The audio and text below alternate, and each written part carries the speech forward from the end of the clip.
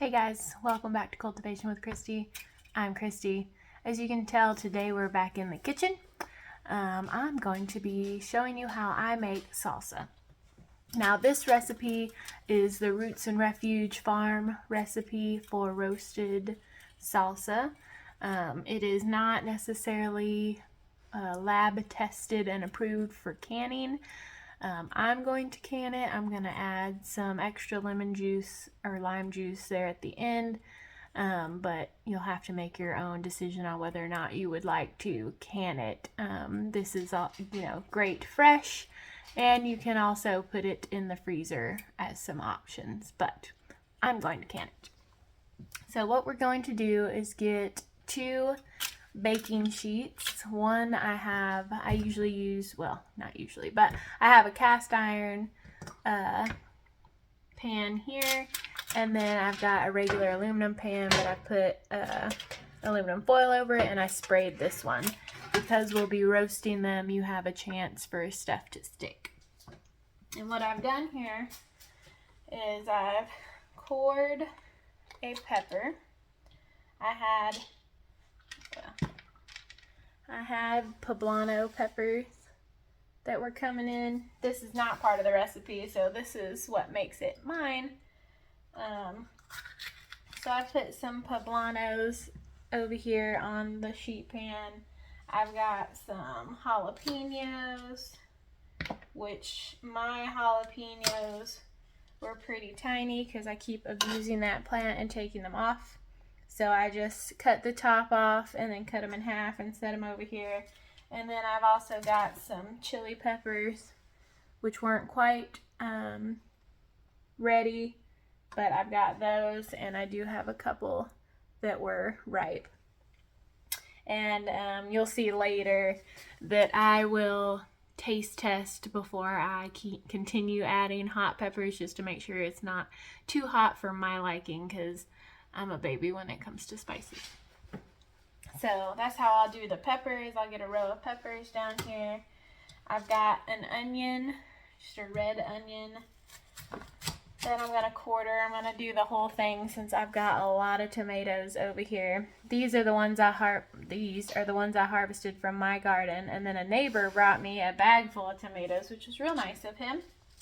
So I've got tomatoes, and there are even more out there in the garden that I'm going to go have to harvest today. And then I'm going to make sun-dried tomatoes in the dehydrator and do some more tomato sauce. And if you haven't seen that, I have posted the tomato sauce video on the channel already, so you can go back and take a look at that. So what I do, and these are the beautiful tomatoes my neighbor has given me. Aren't they pretty? So I've washed them, and then I take this little tool, and you don't have to have this tool. You can easily use a knife. But you'll core it. And I'm not removing the skins. Again, I said that in the tomato sauce video. The skins don't bother me, so I'm leaving it on. But if you wanted to take the skins off, you would core it and then score it. It's just putting an X in the bottom of the tomato. And then you can either put it in boiling water and blanch it for a couple of seconds, and then put it immediately in ice and the skin will peel off. Or you can core it and score it and put it in the freezer, and when they hard freeze, then you can peel it off. And then you can continue with the recipe. But again, I'm not doing that. So I'm just quartering them and putting them all on the sheet pan. And then when I get all this filled up, I will preheat my oven to 350. When the oven is hot, I'll put it in here and let them roast for at least 45 minutes. When I've got it to 45 minutes and everything has roasted, I'll come back and show you what it looks like. I'm just going to continue chopping and putting them on my 2 pans, and I'll let you know how it goes. Okay guys, it's been 45 minutes. I've had my iced coffee and my breakfast. I'm going to pull these tomatoes out of the oven.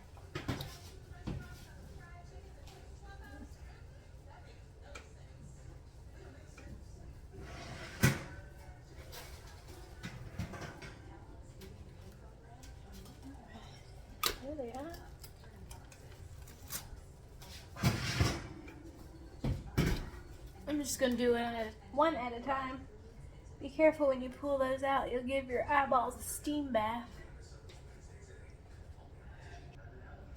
Okay, I got my metal slotted spoon. I'm just gonna squish them down and get some of that juice, some more of that juice out, because we don't want runny salsa.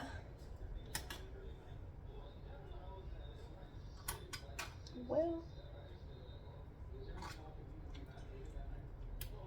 and I don't know what kind of tomatoes the neighbors' tomatoes were, and not all of mine are paste tomatoes, and paste tomatoes are the ones that are a little thicker or meatier. They don't have all the juices and seeds, so I'm just gonna let that drip out. Guess you're not really focused on me, are you? Okay. Then I'm gonna put this in my blender because, again, I don't have a food processor. It's just how we roll around here. I've already got too many appliances as it is. So, get that. We're just gonna pulse it.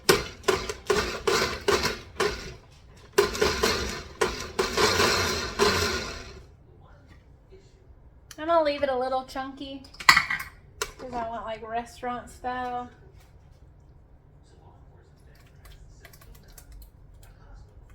See that?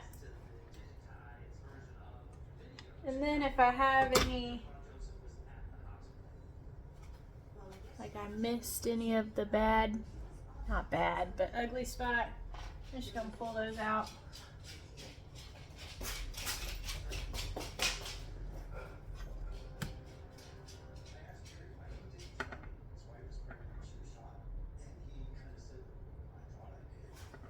I'll have to ignore my guard dogs.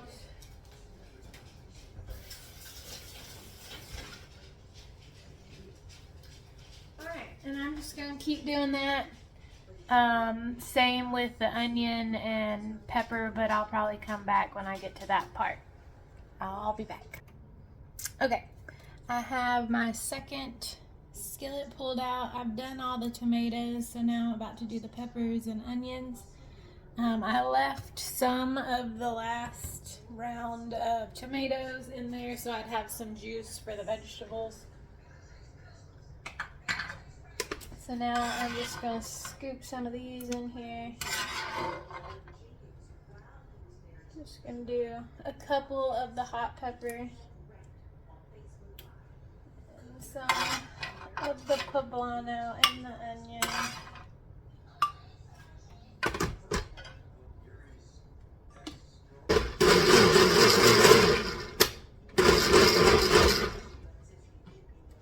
And now I've got my cilantro over here.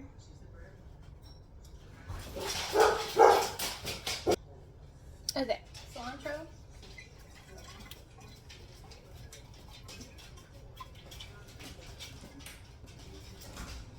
This is a little less than half a bundle because I used the other half for the last round of salsa.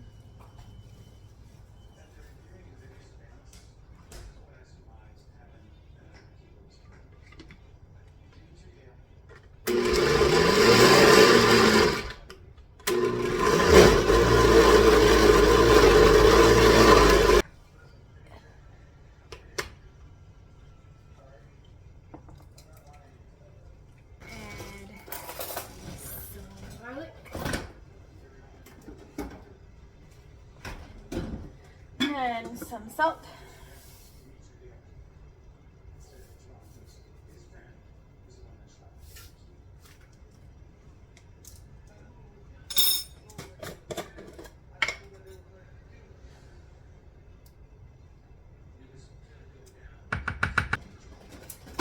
And some lime juice.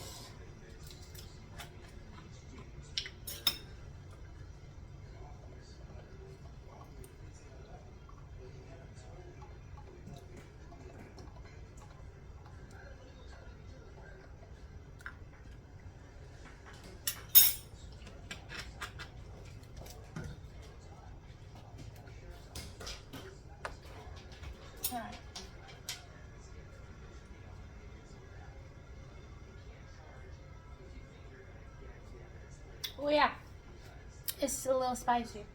Not hot, because it's not bad enough for me to sit here and cough, but it does have a little. We have our jars sitting here in our canner, getting warm. I'm gonna take those out of the canner and get them over here, get my canner boiling so we can get them in the canner. Okay, got my water coming up to a boil in my canner.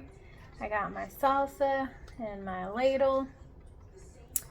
And we're going to fill these up to a 1/2-inch head space. Got my head space measurer.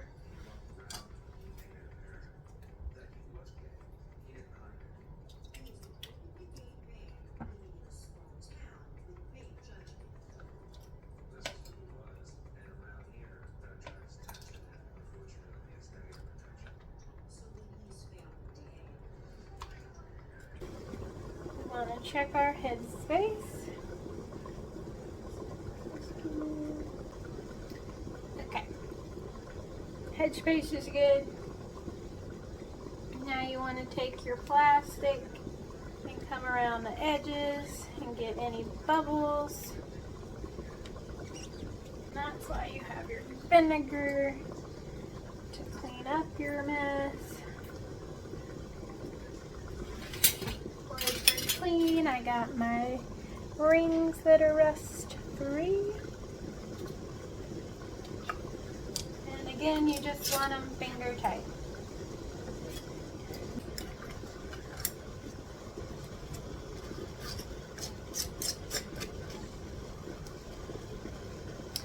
All right.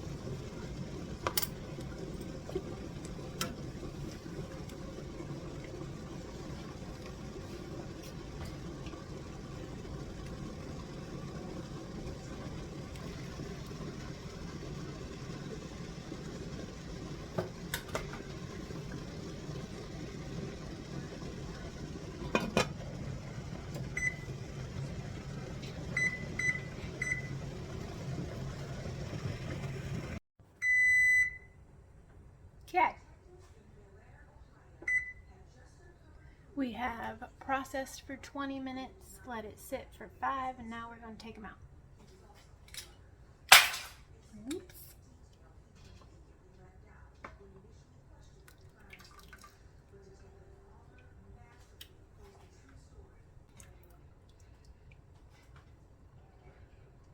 I'm going to turn the heat back on for our second set, the pint jar.